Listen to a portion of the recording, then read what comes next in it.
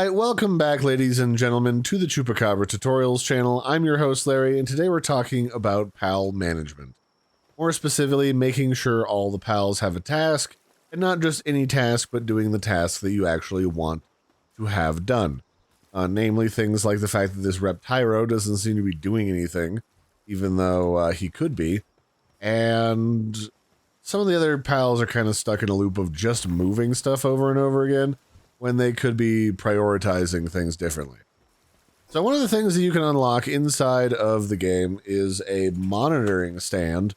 And these monitoring stands are important because they help you give pals specific tasks to do. Specifically, the high quality monitoring stand is what I'm going to show you how to use. And this takes a few different forms. The first one at the top is set work mode. So I've hit F. And so that means, like, do you want them to be relaxed and kind of like not really doing anything? There's only a moderately slow work speed because they're not, whatever they're doing isn't terribly important. And that also means that they don't go bonkers and get burned out as quickly, which is their sanity, and they don't generate as much hunger. I currently just have them on normal, which means that everything happens at a normal speed from work to movement to sanity depletion. However, you can also make them work like hard or super hard, which means that they will do a lot more, but they'll burn out a little bit quicker, because each character has a sanity meter, which you may not be able to see, but as they work, their sanity depletes. It's like their mental energy. And they get that back by relaxing in these hot springs that I've set up everywhere. There's like one right here and down there. And one over there. They also do it by eating better food and resting in a proper bed. So that's just one thing. So if you want to like make them work harder and produce more, you can do that, but just know that can take a drain on them, although you can offset that with medication. The next thing you can do is you can prioritize what you want different pals to be doing. For example, I have a Dinosaurus or Dinosom Lux, the Dino Blossom character. And this one's mostly here to keep the base powered. So she comes over here and powers this up occasionally. But she'll also go over and like chop a bunch of wood. So if I want to, I can hit V and I can say, you are no longer allowed to chop wood ever. So she'll only prioritize recharging the base or just milling around doing nothing. So you can kind of pick and choose what abilities you want characters to do. Like I want my Peng Kings to just be going around watering things and harvesting things and planting things. So I said no delivering for you two. In fact, I don't want them doing frost stuff either or mining because they don't really need to be doing mining. So I just want them doing handiwork and watering. Now, the other thing that you can do is if you're still not getting them to behave or do the thing that you want them to do, like I really want that Reptyro, wherever the heck he went, to be working on this mining site down here. I can A, make sure he's not prevented from doing mining. So if I go to V, I can find Reptyro at the bottom. I did have him not doing mining because I wanted him working on fire stuff. But now he'll go find something to mine. Wherever he went. He's okay. He's over there mining, but he's mining the wrong thing. Because I have these random ore nodes in my base, it means he's not going to want to go over and work on that sulfur area. So I've got two options. I can manually pick him up with my hands and put him over there. Or I can hit C and I can say, okay, let's give some manual assignments.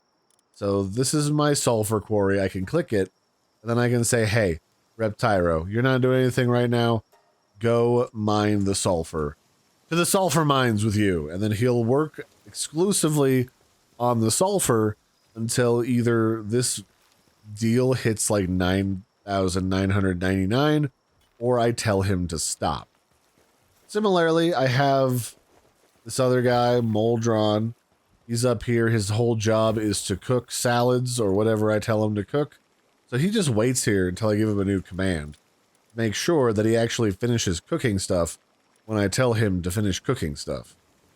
Because the problem that you run into is that until you get pals with really high level skills and you have medication to make them work themselves half to death, they don't tend to want to finish one task before spazzing out and running off to do another task that the AI has determined is more important. And when I say you can make medications available, you can build one of these medical storage shelves. You can open it, and then this is where you can store medications so that if they get depressed or if they get injured by like breaking their arm, they can go over here and take some medication and heal faster than they would otherwise. And then this stuff, you can make a better crafting bench for that later, but to begin with, you have this medieval medicine workbench where you can start to make the basic medication and the high-grade medical supplies in order to keep your pals happy. Although that does require very specific medicinal components. In this case, I'm missing horns, so I would have to go find pals with horns in order to farm that up to make that a little bit easier so I could stock that. So basically, that's what you do if you want to put them on to higher grade work. You make those available, and then you'd go over here to the monitoring stand and be like, it's time. Everybody, work yourselves to death. So they'll basically just work faster, harder, and they'll also burn themselves out faster. So just keep that in mind when you're playing around with those settings. The other thing I was mentioning is how you manually assign characters to do certain things. You can just walk up and pick them up.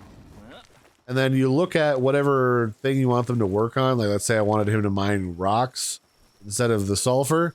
Then you can hit V again to throw him at the rock quarry. And now he's assigned to the rock quarry rather than the sulfur quarry. So you've got some options here of how you manage things. You can do things manually. You can use the interface. But it's a good idea to always make sure that when you're back at your base, you don't see any pals just chilling out doing nothing. Everybody should probably have a job. One of those jobs that I would love to get done, which has not for some reason, is this flour has been sitting here unmilled for like 3 days. So what I'm going to do is I'm going to assign one of the Peng Kings before I finish this video to finish milling that flour because for some reason they just don't want to finish doing that. So where is that? That's the crusher? No, that's the mill. So I'm going to assign this Peng King. Now, one of the things that could probably make my base a little bit better is it's always good to double check that you have the best pals. As you get higher and higher in level, you encounter better pals with higher stats. So making sure that your base is always stocked with really good pals is one thing. The other thing is I could probably be a little bit better about filtering my chests. So like, you know, right now if I open up this barrel, this is full of wood and ore. But if I really wanted, I could make this just wood. And then I could say, okay, then we're over here. We're just going to have circuit boards or rocks. But right now, a lot of these are just like unlimited grab bags. And I wonder if that doesn't make the AI a little bit more confused with what to do with everything. So that's it for this one, ladies and gentlemen. I've been your host, Larry. Don't forget to like and subscribe. This has been a brief look at how to use the monitoring stand to manage your pals. And until next time, I've been Larry. Don't forget to like and subscribe, and I'll catch you later. Bye.